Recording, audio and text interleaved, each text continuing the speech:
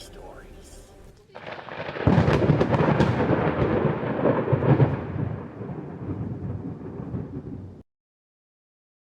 This isn't something that happened to me, but something that happened to my best friend.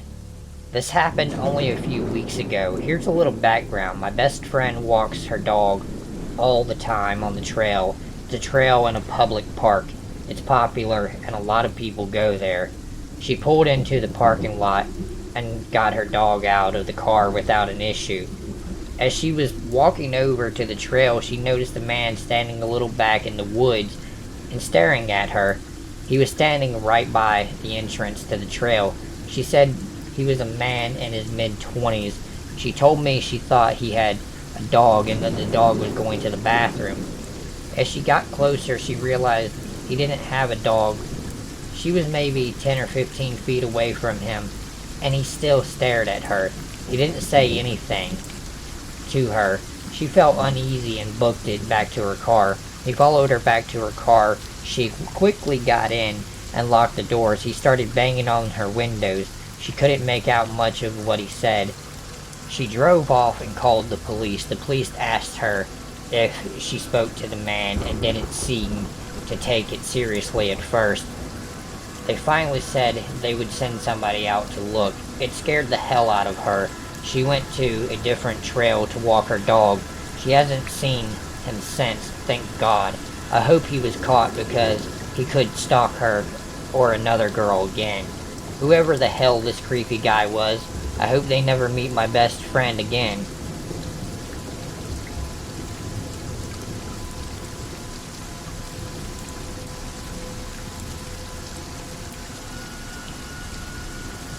So this happened when I was 9 years old during the summer.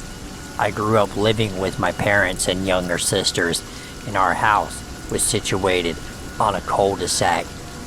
At the end of our cul-de-sac, there were a row of hedges with an opening at either end that led out to a huge field that had a tennis court, a playground, and a long pathway. This is relevant for later. Everybody that lived on our cul-de-sac knew each other pretty well.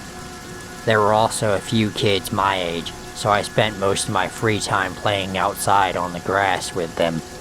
It's also worth noting that it was absolutely forbidden for any of us to venture out beyond the hedges without an adult, because our parents would not be able to see us from their houses. So one late afternoon, there were 5 of us sat on the grass chatting. It was pretty rare for someone that didn't live on the cul-de-sac to pass through, so it caught my eye when I saw a man making his way hurriedly along the pathway closest to my house. He had a scowl on his face and stared directly at us the entire time he was walking past. There was just complete silence between us until we walked through the hedge opening, and I could tell by the other kids' faces they too felt uneasy about him. We then immediately asked each other if anybody knew or had seen him before. None of us had. It was quickly forgotten about, and soon enough, each of our mothers had called us in for dinner. Around 10 minutes after we had finished dinner, I was in the kitchen helping my mom with the dishes. Our kitchen had a large window that faced out onto the grass outside, so I was taken aback when the same guy walked past again in the same hurried manner with the same scowl, this time staring directly into our kitchen. He had walked past. I gasped and told my mom that weird man was staring at us earlier. She looked up at him walking past, but didn't see anything until he immediately walked past in the opposite direction, again staring at us as he walked past. I yelled, "Mom!" and pointed straight at him. She saw him and ushered me out of the kitchen, saying something along the lines of, "Don't be silly. He's probably looking for someone." I went upstairs to get washed and ready for bed, the entire time feeling a bit freaked out by him. From then onward, I started spotting him at least weekly standing outside our local places, such as the post office, our local convenience store, etc. Each time I saw him, he was alone and not really ever doing much, just standing and looking around. I was always in my mom's car when I saw him, so I just ducked and kept out of his vision whenever I saw him. There were no more direct encounters, so I figured he was probably new to the area, and over time my nervousness of him lessened. Fast forward to winter. I was at school and playing on the playground during our lunch break. Towards the top end of the playground was a padlocked gate that was about 8 feet tall and about 4 feet wide. It was rarely ever used, so it caught my attention when my vision raced past the gate and I caught a shadow standing there. I did a double take, and it was the man. He was pressed right up against the gate with both hands leveled, with his head gripping the bars, staring straight at me. I freaked the hell out and started screaming and hysterically crying and made a run for it into the school building. One of the lunchtime supervisors, who also happened to live with her kids on our cul-de-sac, saw what had happened and took me straight into the nurse's office. The head teacher, along with a few other teachers, were called into the room and asked what had happened. I was too panicked to say anything outside of, "The man is out there." So the playground supervisor neighbor took over and explained to them. She said she had spotted him a few times on our cul-de-sac and had a bad feeling about him, and had told her kids not to talk to him. The teacher went to another room to look at the footage of the security camera placed on the side gate. After a while, they came back to the nurse's office and decided to call my parents and the police. The decision was made for my parents to pick me up from school early so the police can come to our house and take a statement, and because I was a hyperventilating wreck. On the car journey home, my mom told me that the teachers had said the camera footage showed him standing at the gate and then sprinting away, which they figured was because I started screaming and crying. She said it was a good thing because I scared him away, but I was bright for my age, and I knew she was saying that only to comfort me. We meet the 2 police officers at our house, 1 female officer, 1 male officer. They are very friendly and make me feel at ease. Whilst they are asking me all of the relevant questions, they then asked me to describe what he looked like. But being so young, I could only say that he was white, tall, with short brown hair. They pressed for more information, such as tattoos. The only thing that come to mind, that he looked like Dan Sullivan from EastEnders. This was met with instant laughter from both police officers and my parents, with the female officer commenting, "Wow, he must be quite good looking." As soon as she said this, my heart sank. After a while, the police had wrapped up the statement and told us to notify them to any more occurrences with this man. I was grateful for their help, but I could not help but feel like I wasn't being taken seriously by the adults. After this, I stopped seeing the guy around town, and the kids on our cul-de-sac say they don't see him either. Life goes on, and gradually, I regained the confidence to play outside again, both with friends and by myself. A year and a half later, I'm 11 years old, and it's the summertime. My parents had gone away on holiday, so my grandma and my aunt were staying at our house, looking after me and my younger sisters for the week. They were a lot more lenient than my parents and would let us play out for longer. And they even let me play over at the tennis court beyond the hedges. It was around 6 p.m. and was still light out, and I was racing my bike up and down the long path situated in the middle of the large field. I had completely worn myself out, and I was on the part of the path where it forks off near the tennis court, so I just sat on my bike for a while trying to catch my breath, while watching a group of people further down on the field playing cricket. Next thing I know, I hear somebody quietly but loud enough for me to hear it say, "Hey." I looked around, and I could not see anybody close enough that I would have been able to hear. I then hear a whistle, which leads my eyes directly over to an alleyway sandwiched between the hedgerow and the tennis court, and I recognize it to be the man from when I was younger. The sheer shock of seeing him again completely froze me up. I could not move. He steps out of the alleyway with one hand over his crotch area. He then uses the same hand to gesture me to come over, and it's then that I see the top button of his pants and his fly undone. I accept the very worst is most probably about to happen, and I instantly go into panic mode. I know that I need to get to safety ASAP, and I figured out my options.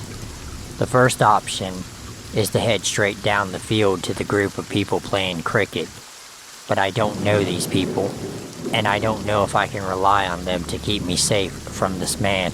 My second option is to ride my bike as fast as I can down the path past the tennis court, around the corner, and into my cul-de-sac. However, the man is in the alleyway, and if he ran through it, he would easily beat me to the hedge opening to block my way, or catch me if he wanted. I started pedaling like a madman and decided to head to my cul-de-sac. As I turn the corner, I see that he isn't at the end of the alleyway yet, so I bomb it through the hedge opening. I hear him running and saying, "Just come here." So I race down the pathway and make it to my house. The entire time I'm shouting for my grandma and aunt, and the kids playing out on the grass figuring something is up, and ask what is wrong. I ditch my bike outside my house, go inside and lock the door, and I find my aunt in the kitchen. She's panicked and asked me what's wrong. So I explain everything as fast as I could and say we need to call the police. The next thing I know, I hear the kids outside yelling and screaming "Go away" and calling for their parents. We look outside the kitchen window, and the man is walking past our house looking at me dead in my eyes, completely undeterred by the commotion outside and my aunt standing next to me. He walks out of our line of vision, out of the cul-de-sac and down the road. My aunt tells me to quickly come with her in her car to follow him, so she can at least see if she can follow him to where he lives. I get in the car and sit in the passenger footwell, out of sight. After about 4 minutes of driving, she brakes and asks, "Is that him?" I poke my head up. We are literally outside of one of my best friend's houses. He's standing at an old beaten-up telephone booth that hasn't worked all the time I've known it to be there. He's holding the phone to his ear, but it isn't saying or doing anything.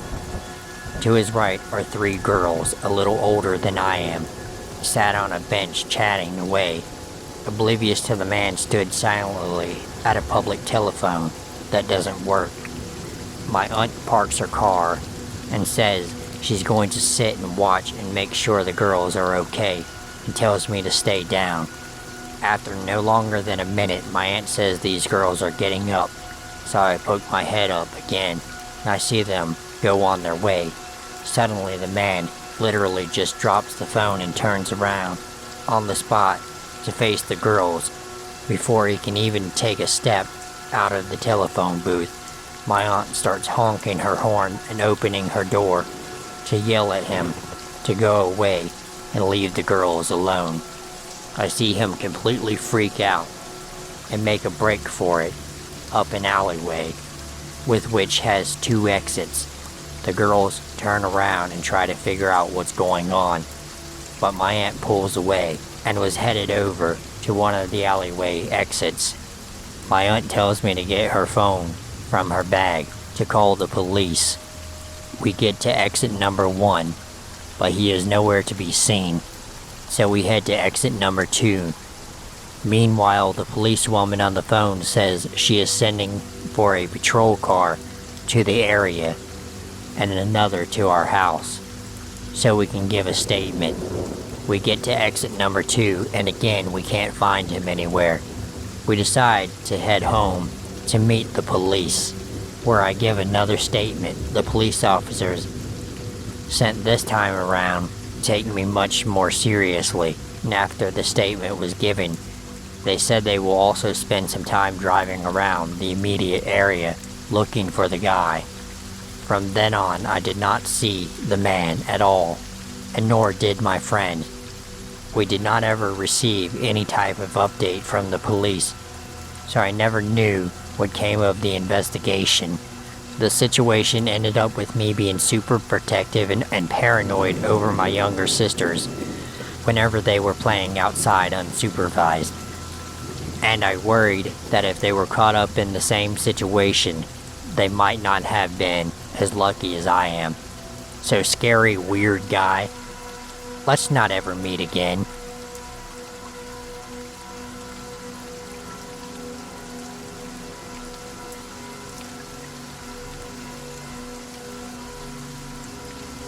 It was 2016, and I asked my husband to drop me off at the nearest arboretum on his way to his job, my favorite park. Usually there were a lot of joggers and people with dogs, so it didn't seem like a bad idea to just go in the middle of the day by myself. On that particular day, I think I was almost alone except for another guy. I kept running into him, maybe mid-30s, taking pictures. He looked like a park ranger, so at first I didn't find him creepy or unusual. I am also there taking pictures. I just start making it a point to get away because I didn't want to ruin his photos.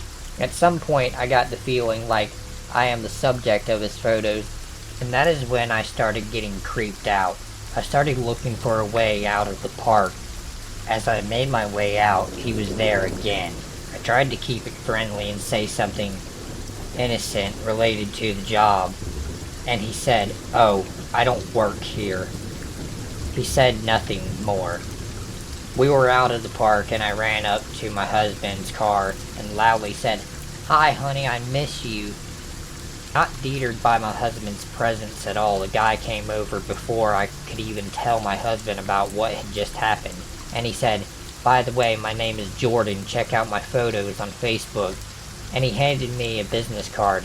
I never did check out his page, but his business card floated around my bag for months, reminding me that I didn't enjoy solo hiking anymore.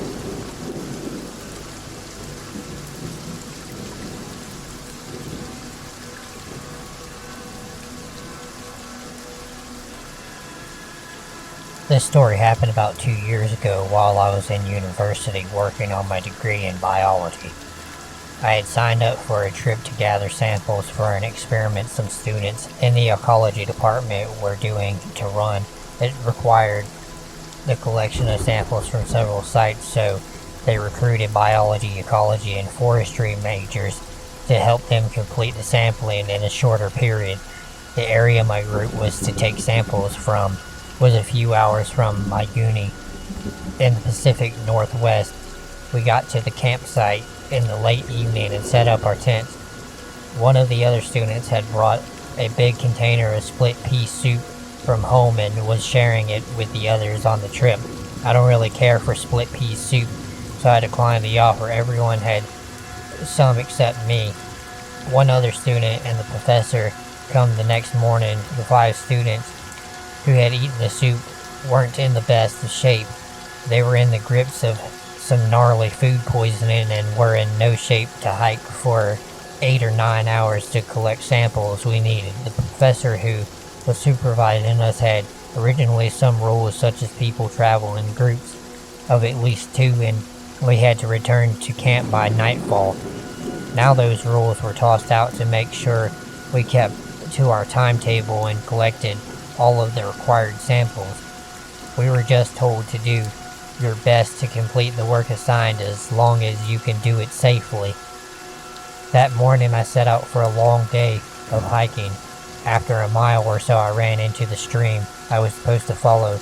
I needed to travel about 4 miles upstream, stopping every quarter mile to collect samples of the water and soil. This meant I had to hustle to get back before dark. Halfway through the day I realized that wasn't going to happen. About 2 miles into my hike I stopped for lunch sitting on a log overlooking the stream. The scene was really peaceful until I smelled the cigarettes. It wasn't the smell of a cigarette being smoked, more the musky smell of a heavy smoker's car where cigarette butts had been left to ferment for weeks on end. I looked around but could not see anyone. I just assumed that the wind had blown the scent of some hunter or hiker over to me. But minutes later, the smell hadn't faded. The vegetation in the area wasn't that thick, but there was still a lot of places for someone to duck behind a tree bush. I was unnerved that someone was apparently staying close enough to me for me to smell them for this long without so much as a word. I quickly packed up the trash from my lunch and continued up the stream. The musty cigarette smell went away for the next few hours. It wasn't until I arrived at my last sample location late into dusk that I smelled it again. The woods were getting really dim by this point. Looking back on it, it was really a stupid idea to stay out so late, as just hiking back to camp in the dark would be pretty dangerous even without a cigarette-smoking stalker. Having just put the collection tubes in my bag, I shined my flashlight around the darkened woods looking for whoever was giving off the smell. I did not see anything that caught my attention. It would actually be more correct to say I saw too many things in the dim light that might have been a head sticking out from behind a tree or someone crouched low in the foliage. I didn't like the idea of being in the dark woods with a stranger who for the second time was lurking near me without revealing themselves. So I began to double time it back down the stream. I made much better time on my way back, even though it was dark, because I didn't have to stop to take any samples. Even so, I didn't get back to the camp till a bit before 10. I was the last one to get back, and everyone but the professor was already asleep. I didn't mention the cigarette smell to the professor because he seemed tired as it was, and he headed to bed in his RV soon after I got back. I headed to my tent soon after. At some point in the night, I woke up needing to pee. I decided to head into the woods to do my business, as I knew some of the other students were still feeling ill and needed the RV toilet for more urgent matters than just having to take a leak. I walked around 100 feet into the woods, found a tree, and did what I needed to. As I turned to go back to camp, something caught my eyes. Somewhere off in the woods, there was a tiny red glow. I was confused as to what it was until it flared momentarily and I realized it was the cherry of a cigarette. I stood there for a while watching the red ember glow fade dim and move slightly closer to the ground as whoever was smoking would take it out of their mouth. Not being able to see the person, I assumed they were watching the camp. I did not know if they had seen me make my way into the woods or not, as the fire had been doused and the moon was only half full, so there wasn't very much light. I made my way slowly back to the camp as quietly as I could and entered the RV to wake up the professor. I told him about the person smoking in the woods and about the smell of cigarettes earlier that day. However, when we got outside the RV, the ember from the cigarette was gone. My professor woke up the other students who hadn't come down with food poisoning, and we took turns watching over camp. I didn't see or smell anything else. When I was on guard duty and went to sleep when the professor woke up for his turn. In the morning, the professor and the other students and I went to where I guess the smoker had been standing the night before, and sure enough, we found about 10 cigarette butts on the ground next to a tree. The tree itself looked like someone had been twisting or stabbing a knife into its bark. and outer layers of wood had been damaged and chipped away. The professor decided that the group should head back that day, even though we hadn't collected all of the samples we were assigned to. We packed up camp and drove down the thin dirt trail without incident. The second we got onto the paved highway, a white paneled van pulled out of a clearing just off the shoulder and began following us. This van stayed behind us all the way back, pulling off the highway when we did, taking the same surface streets that we did, and only stopped following us when we turned onto the road leading to our university campus. Everyone was freaked out by this, but it was around 9 at night on a weekend, so the security office on our campus was closed. We decided to unload the RV and call it a night, as the van hadn't followed us onto campus. I offered to help the professor catalog and store the collection tubes from our trip, so it was another couple hours before I left the biology sciences building and started heading towards the dorm building I lived in. I stepped out into the cool air and began walking, my professor having left the building in the other direction to get to his car and drive home. It was a couple dozen feet outside of the building, which was now locked, when I was hit with the musty smell of old cigarettes. I looked around, and about 25 yards away in the darkness of the footpath, I saw the cherry of a cigarette smoldering away. I was pretty scared at this point, but hoped it was only a student. I couldn't completely convince myself of this, as the musty cigarette smell was the same as what I smelled in the woods the previous night. I started down the footpath and soon passed whoever was smoking. 100 feet or so later, I looked over my shoulder and saw the cigarette cherry bobbing in the darkness. The smoker was following me. This creeped me out a bit more, but I still held it together. That until I rounded a small stand of trees and saw a white paneled van parked alone in a parking lot. I took off at a sprint toward my dorm building. I looked over my shoulder a few steps into my run and saw the cherry of the cigarette fall to the ground and the dark shape beginning to move after me. I didn't look back again. I could hear someone running in the grass off of the footpath. I got to the entrance of my dorm building and frantically waved my key card in front of the card reader that controlled the door lock. As soon as I hear the soft beat, I opened the door, jumped through the doorway, and shut the door quickly. I stopped and peered through the glass door. I saw the dark shape stop just short of the lit pathway. I just watched for a minute or two. Then I saw the spark of a lighter. The light is just barely bright enough to illuminate the shaggy beard and brim of a baseball cap before it disappears and was replaced with the red glow of a cigarette. I turned and headed up the stairs to my dorm room. By the time I get to my window overlooking I had just run through, there is no trace of a dark figure or a cigarette cherry. After that, I didn't see the white paneled van again, or smell that musty cigarette smell, and I hope I never do.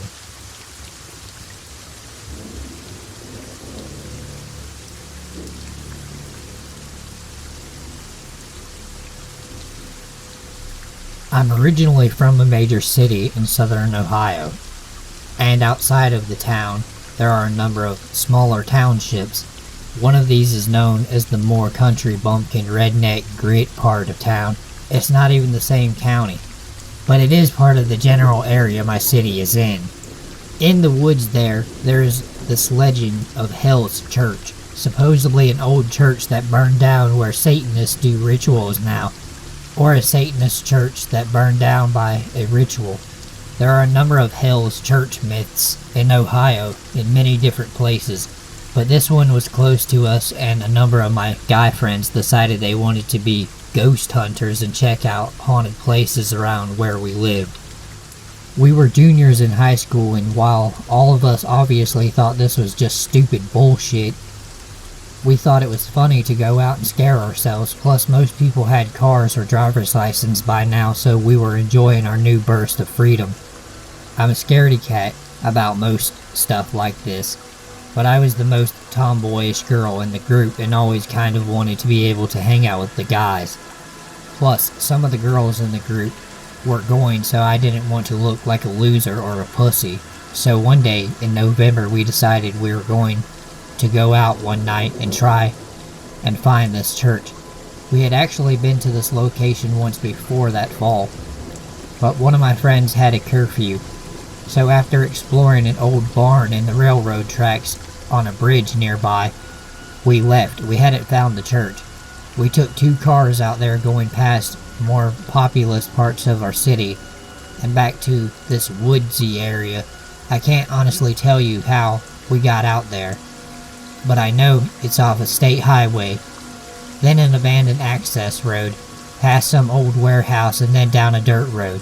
Once you get down the dirt road, there's a kind of thicker part of the road early on where we parked cars off of the shoulder.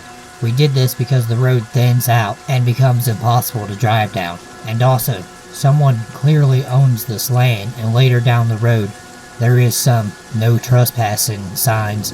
I'm not sure a ton of kids come back here, so it did not seem odd to me that they wanted to block this place off. I barely thought twice about it at this time. We get out of our cars and start walking down the dirt road, wandering off the path from time to time to check out barns and clearings where we thought the chimney might be. At first, it was just scary because it was dark and old, or whatever, but then the barns started to get weirder, like they were filled with weird spray painting, symbols, and bullshit. But that's not what bothered us, but also other stuff like dead owls that looked like they had been opened up, and other bits that looked like they might have come from animals. I was grossed out, but we all kind of agreed that this probably came from the same teenagers trying to fake a satanic ritual, or that the animals got trapped in the falling part of the barn and died in there. My friends are now hardcore trying to find this stupid chimney, so they keep taking off through the trees into clearings. Myself and the other 2 girls who were there kind of hang back on the tree line for most of them, getting a little more nervous and a little irritated with all the coming up empty. As we keep going, we find a bike on the tree line, like a bike that maybe a 12-year-old would ride. That's a little creepy, but fine, whatever. Probably belonged to someone who owned the land. We decided we were going to go a little further, and soon enough we find another bike. This one is older, a little rusted, but still undersized. We did not talk too much about the other bike, just kind of mumbling that it's probably still nothing. 1 or 2 of the 4 guys who were there kind of trying to pump it up, saying these kids probably got murdered, or stuff like that, but no one is really having it. By this point, we have been here for about 2 hours and it's getting really late. Plus, I think we were all a little more creeped out than we wanted to admit. We decided to head back to the cars, and I'm feeling relieved, happy to be headed back to my house and the hell out of there. But things never work out that way, do they? By the cars, we see a road that goes straight up a hill through the trees. At the start of it, there's a big metal gate that had a road closed sign on it, which we had seen before, but for some reason it had never occurred to us to try and go up to the road. We had a small debate at the gate about an even split on who wanted to venture up and who did not. I absolutely did not, but eventually we decided we'll go up there, just to see. Both of the drivers want to go, so there's not a lot we can do about it. We climb up the gate and start up the hill, where an old pavement road is cracked and crumbled under our feet. Though it was, for sure, a real asphalt road at some point. In addition to the road condition and the brush being an obstacle, someone had a full bunch of trees over the path, purposely blocking the road from any cars. Some of us are starting to seriously question if we should be doing this, arguing that someone obviously wanted to keep us out of here, but we get teased for being afraid and keep going. I could not see where the road would end because it was so dark and the tree made it hard to see. Plus the road was super steep, so all you could really see was up, with the little moonlight peeking through the trees. All of a sudden, we reached the end. The trees just open up. and we have come off the incline to a flat field, and holy shit, what a sight it was. It's the flat field with tall prairie grass on either side. The path we are on splits the large clearing we are in down the center and leads through the grass. Two look like they are farmhouses and one varnished building, and while they may have been painted at one point, it looked like they had been mostly weathered and stripped by time. I see this and I am done. I want to leave. But of course, some of my friends say that we have to check out these buildings. At this point, I finally put down my foot, as do the other two girls and one of our guy friends, who decided this is enough for him. So the three guys who want to go to the buildings tell us just to wait there. While we don't want to be in this field out in the open, we decide we can't just leave them. At this point, we have turned off our flashlights because the moonlight is so strong. The three of them take off down the little path, and the four of us who remain stand together, bitching about how stupid our friends are and making small talk. None of us say it, but we are all looking to the grass every now and then, worried something is going to jump out. It's just so creepy, this abandoned little settlement. It feels like our friends are gone forever. We see them get to a building and go inside. We can see the flicker of their flashlights in the windows. And I just remember feeling so tense, it was like watching a horror movie in real life. After maybe 10 minutes, we see our guy friend coming towards us, lightly jogging, looking afraid for the first time all night. "You idiots went inside?" I said, pissed off at them. One of my friends just looks at us, and I'll never forget it. It was full of bikes, just bikes, chained to the walls. We did not believe them, kept waiting for them to say they were kidding, but they insisted, said it was like they were just storing a bunch of bikes there, most of them smaller. They looked afraid. As much as I didn't want to believe them, I did. They are not the type of guys to pull a prank for this long. By then, we all agree we need to get the hell out of there. And we start down the hill, hurrying the best we can. All of a sudden, about halfway down the field, we can see a car's headlights down the hill about where our cars are. We see them pass slowly, and we know that someone is down there looking for us. Because it's so far off the beaten path, we figure it's one of two things: the cops and we are going to be screwed for trespassing, the people who own this land or these houses or something, and they are going to A, call the cops, or B, murder us. We know that the road isn't that long, so they'll be turning around, circling back soon enough because our cars are there. They'll probably wait for us. We are all whispering about this as we pick up the pace, sprinting down the hill as fast as we can. I'm not a good runner, but I was hauling ass, getting down as fast as I could, basically hurtling over the falling trees. Once we get down the hill, we don't see any headlights, but we know they can't be far away. "Get in the damn cars," one of our friends yells, and we're fumbling with the doors like in a horror movie, just too nervous to get into the cars. We get in, and just as we start the cars up, we see the headlights speeding down the road, a giant black truck roaring behind us. The truck seemed larger than life. Raised off the ground, the whole thing was terrifying, but extra terrifying that we could not see who was driving in the dark, with the headlights blinding us. We peel out of there, total pedal to the metal. This truck is still following us, bearing down on us as our two cars race out of there. The car is also getting real close to us, threateningly close, almost like it was trying to run us off the road. We are all screaming, looking back at the truck, fighting for some distance. Once we get to the highway, we are switching lanes, trying to escape. Luckily, we were in sedans, so it is easier for us to weave in and out of cars. But this truck is still chasing us. We are in two different lanes, but don't want to get too separated from our friends. The passengers of both cars are texting back and forth, trying to make a plan. It took us about 15 minutes to lose the truck. I'm not sure if the distance was too much, or if they turned around, but once we got to a big shopping center area, we ducked off the road and into a Sonic parking lot. We all sat in our cars for a little bit, watching to make sure that we weren't going to get snuck up on before getting out of our car to get some food and talk. Everyone was pretty shaken up. It took us a while to settle down enough to head home. As much as we talked it over, we just could not figure out what had happened. Eventually, we all went home during what was a pretty silent car ride, exhaustion and lingering fear taking over. We did not talk about it again for a long time, and we never called the police, which honestly, as an adult now, I feel like we should have. I don't think about it often, only during the fall, really. But when I do think about it, I ask myself, who chased us? Why was the town abandoned? Who owned those bikes? And where are they now?